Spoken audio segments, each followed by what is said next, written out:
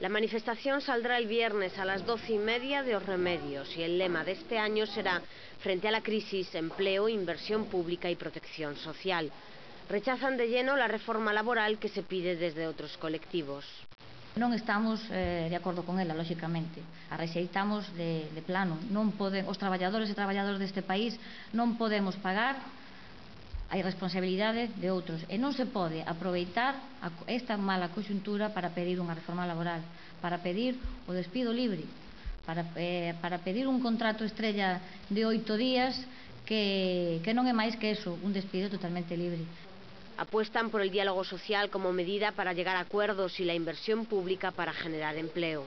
A prioridade ten que ser a protección dos máis desfavorecidos, dos que nestes momentos están en peor situación, e son os parados e aquelas familias que non ten ningún tipo de ingreso, e por eso nos pedimos incrementar a protección social nestes momentos.